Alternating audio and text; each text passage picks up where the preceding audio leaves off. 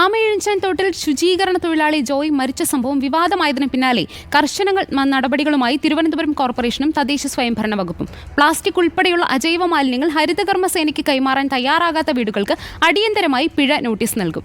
മാലിന്യ നിർമ്മാർജ്ജനം 100% മാത്രമേ നഗരത്തിലെ മാലിന്യ പ്രശ്നം പരിഹരിക്കാനാകൂ എന്നാണ് നഗരസഭയുടെ കണ്ടെത്തൽ. മാലിന്യ സംസ്കരണവുമായി ബന്ധപ്പെട്ട നിയമലംഘനങ്ങൾക്ക് 2024 മാർച്ച് മുതൽ ജൂലൈ 15 വരെ 14.99 ലക്ഷം രൂപ പിഴ ഈടാക്കിയിരുന്നു. 312 നിയമലംഘനങ്ങളാണ് കണ്ടെത്തിയത്. ജൂണിൽ 4.57 ലക്ഷവും ജൂലൈയിൽ 4.97 ലക്ഷം രൂപയും പിഴ ഈടാക്കി.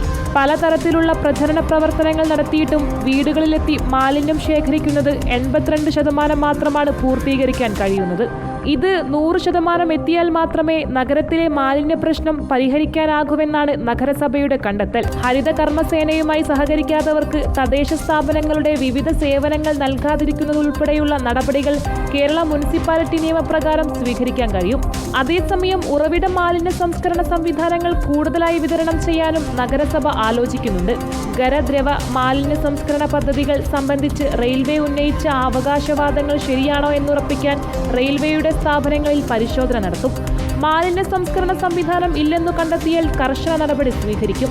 റെയിൽവേയുടെ വളപ്പിലുണ്ടാകുന്ന മാലിന്യങ്ങൾ സംസ്കരിക്കുക എന്നത് നിയമപരമായി അവരുടെ ഉത്തരവാദിത്തമാണ്. പ്ലാറ്റ്ഫോമും ട്രെയിനും വൃത്തിയാക്കാൻ ഉപയോഗിക്കുന്ന വെള്ളം കനാലുകളിലേക്ക് തുറന്നുവിടാൻ കഴിയില്ലെന്നും ഉദ്യോഗസ്ഥർ വ്യക്തമാക്കി. റിപ്പോർട്ടർ, തിരുവനന്തപുരം.